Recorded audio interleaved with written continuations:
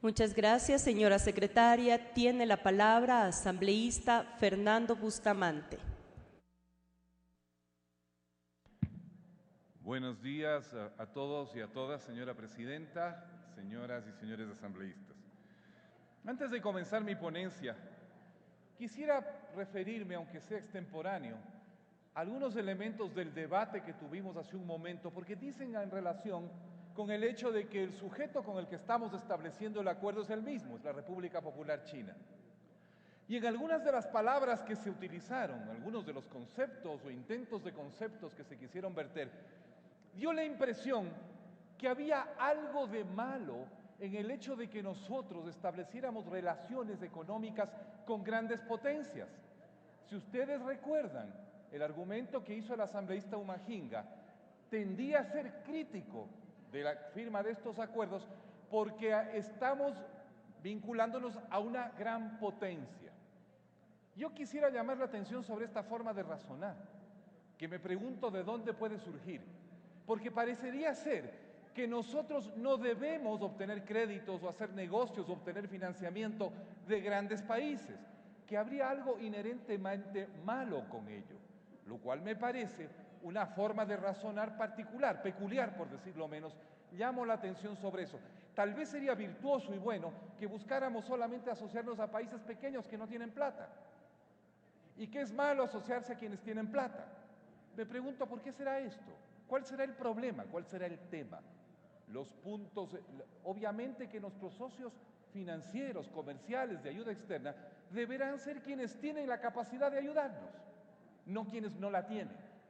Y en cuanto a la cesión de soberanía, francamente, con esa posición de que cualquier compromiso implica una cesión de soberanía, no podría el Ecuador firmar ningún tratado, porque todo tratado es por definición un acuerdo en el que las partes se comprometen mutuamente y todo compromiso ata la voluntad ulterior de quien contrae el compromiso.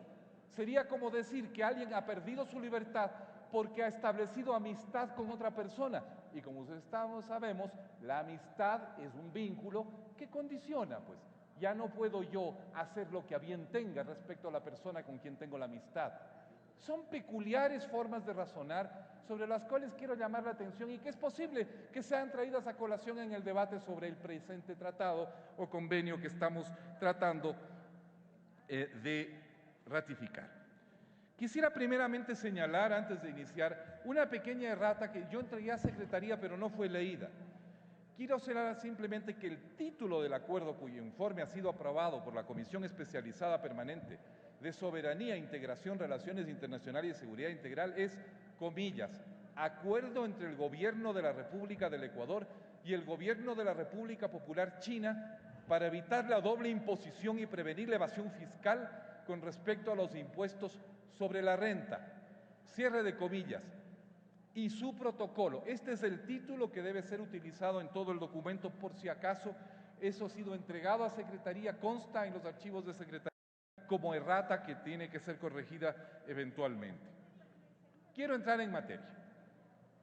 Como ustedes saben, hoy en día la economía internacional implica muchas veces que el inversionista puede ser sujeto de impuestos en distintos lugares. Por ejemplo, los Estados Unidos de Norteamérica establecen una tributación a la persona, al ciudadano norteamericano, donde quiera que opere. O sea, si el ciudadano norteamericano viene al Ecuador e invierte acá, el impuesto a la renta le cobran en Estados Unidos. No importa que también el Estado ecuatoriano le cobre el impuesto a la renta. Estados Unidos, a mí no me importa, es ciudadano norteamericano, tiene que pagarle el impuesto a la renta a su Estado, donde quiera que genere ese valor, esa riqueza, esas utilidades. En otros casos se establece tributación sobre en el país que tiene la casa matriz. En otros lugares se establece la tributación sobre la fuente, de dónde está la fuente, dónde está la mina, dónde está la industria, dónde está la empresa, dónde está la casa comercial radicada, y así sucesivamente. Lo que termina ocurriendo es que el inversionista corre el riesgo de verse sometido a este problema que se llama la doble tributación.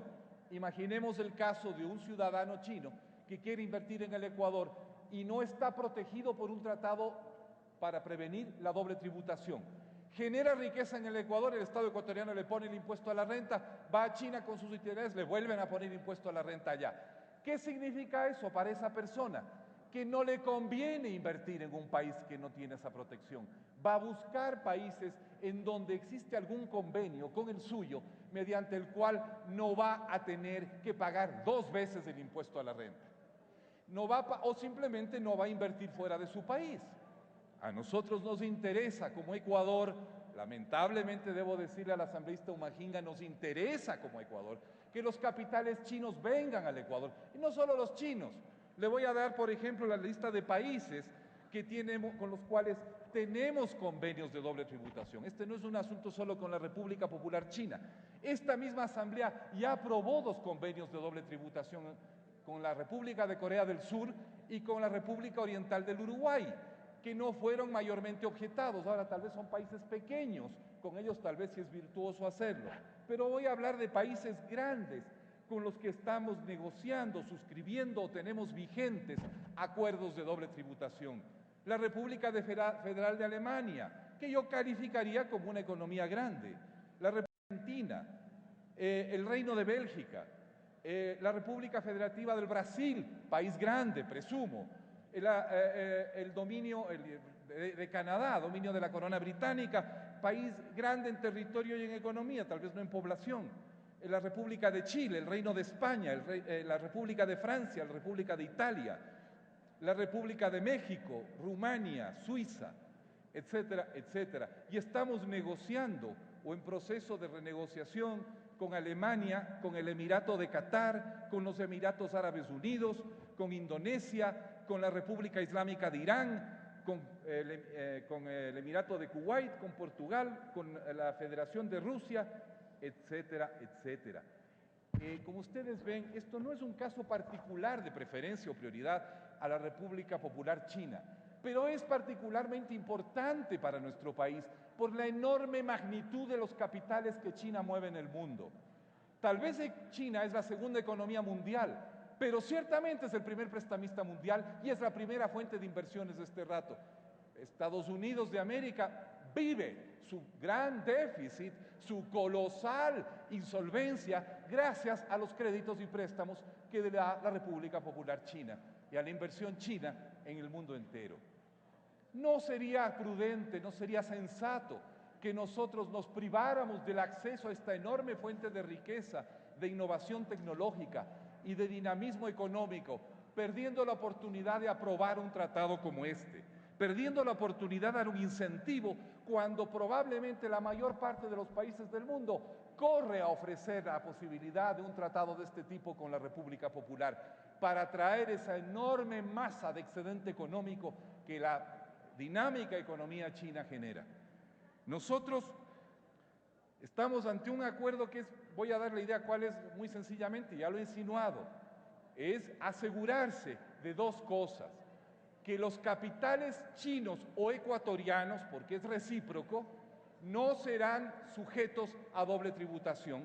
O sea que cuando pagó impuesto a la renta un capitalista de uno de los 2 países en el país de recepción, ya eso se descuente o se considere mediante un sistema que los servicios respectivos de rentas internas van a establecer a fin de que ya se dé por pagado, donde quiera que sea el caso. Pero también establece un mecanismo, y eso no se ha dicho, para evitar la doble elusión fiscal. O sea, que diciendo que ya pagué en el Ecuador, el inversionista chino no paga en China. En alguna parte tiene que pagar, sea en Ecuador, sea en China. El instrumento que estamos considerando tiene 2 finalidades: evitar pagar doble y evitar que no se pague impuesto a la renta. Y eso está contemplado en cada uno de los artículos. Nosotros establecemos aquí en este tratado mecanismos claros para la eliminación tanto de la doble tributación como de la doble elusión. Y eso significa el establecimiento de mecanismos de intercambio de información que permitan, ¿no es cierto?, concretar los objetivos de este trato de manera no discriminatoria. Esto es un sistema de tributación que establece reglas iguales para ambas partes. Ahora mucha gente dirá, pero ¿cuántos inversionistas ecuatorianos hay en China? Bueno, tal vez no hay mucho capital ecuatoriano en China, pero podría ser el caso en un futuro no lejano que para el tamaño de nuestra economía, esa eventual inversión ecuatoriana en China pueda ser importante. Pero por otro lado entendamos, aquí lo que se trata es de fomentar la venida de capitales, que este país necesita, sobre todo en su gran proyecto histórico de cambiar una productiva de un país primario exportador que basa su economía en recursos, en muchos casos no renovables, en la exportación de recursos no renovables, a un país exportador de valor agregado, de conocimiento, de tecnología y de productos terminados. Para eso se necesita dinero, para eso se necesita inversión y capital de riesgo. Este tratado, como los otros que he mencionado, con otros países, y se está negociando más, serán precisamente instrumentales a ese propósito.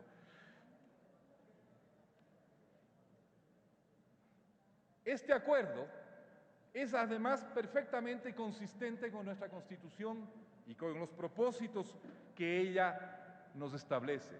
Menciono algunos: el desarrollo y fortalecimiento de los mercados internos, la inserción estratégica del Ecuador en la economía mundial, el fortalecimiento del aparato productivo y de la producción nacional, el impulso al desarrollo de economías de escala y de comercio justo, la promoción y el incentivo a las exportaciones con el fin de generar empleo y valor agregado, el impulso a las inversiones con el fin de cumplir con los objetivos del régimen de desarrollo, realizar el cambio de la matriz productiva, como ya señalé, y convertir al Ecuador en un mercado más atractivo. No voy a seguir con otras líneas argumentales o con otros objetivos. Finalmente, ustedes podrán leer el informe de la Comisión. Este acuerdo, tanto para la Corte Constitucional como para la Comisión de Soberanía, fomenta los principios de igualdad entre los Estados y establece condiciones justas en el manejo de los temas tributarios bilaterales para las relaciones comerciales, para la cooperación interestatal, para la integración y la solidaridad. El procedimiento de resolución de conflictos, que a veces es algo que preocupa a la gente por el problema que hemos tenido con los tribunales arbitrales y con los tratados bilaterales de inversión, está claramente dentro de lo que la Constitución señala. Se trata, el mecanismo de ajuste de controversias se hace por medio, ¿no es cierto?, de una resolución directa por consultas entre los servicios impositivos de ambos países. No hay, pues, cesión alguna de jurisdicción soberana. Por estas consideraciones, yo quisiera solicitarles a ustedes la aprobación de este acuerdo. Un acuerdo que, sin duda alguna, al evitar la doble imposición y prevenir la evasión fiscal, servirá para mejorar la calidad de la inversión china en el Ecuador y para fomentar su cantidad. Una última reflexión, si me permite la presidencia. Hay ciertas ideas que han circulado en las últimas décadas que tienden a ser sinónimo de soberanía, la autarquía o el ensimismamiento. Asimismo, que creen que es progresista el renunciar a la economía en gran escala, tal vez movido por ciertos sueños nostálgicos de una economía pastoril, de una economía pequeña de agricultores o de productores pequeños, que se cree posible sostener. Ciertamente que se puede sostener, pero el desarrollo de nuestro país no puede reducirse ni puede quedar entregado a los sueños de nostalgias de la pequeña escala. Tiene un minuto, ni puede asambleísta. tampoco quedar ensoñada en la idea errónea de que soberanía e independencia es igual a autarquía. Lo que tenemos que lograr es una inserción inteligente, autónoma es cierto, pero vinculada en las redes de cooperación internacional que hacen posible el desarrollo y el crecimiento de todas las naciones del orbe en colaboración y cooperación. Cooperación no es entrega, por eso es necesario que analicemos cuidadosamente los tratados que firmamos para darnos cuenta que más allá de conceptos simplistas, debemos hallar en ellos sencillamente las condiciones que permitan esa inserción del Ecuador como parte beneficiosa y beneficiaria de las relaciones económicas internacionales. Este tratado es un buen ejemplo de ello y por lo tanto yo solicito a este Pleno que dé paso a su ratificación porque sin duda alguna en los años que vienen será uno de los instrumentos más poderosos para atraer y fomentar la inversión de la segunda economía más grande del mundo y quién sabe en un futuro no lejana la primera economía del mundo. Tendremos que tener cuidado, sí, perdónenme que termine con esto, para no repetir con la República Popular China, y en eso sí estoy de acuerdo, patrones de vinculación y de relacionamiento que en el pasado nos llevaron a una condición semicolonial que ciertamente no queremos repetir y a la cual no volveremos y no queremos volver. Muchas gracias, señora Presidenta, señoras y señores asambleístas. Mociono que se vote, por cierto, el informe de la Comisión.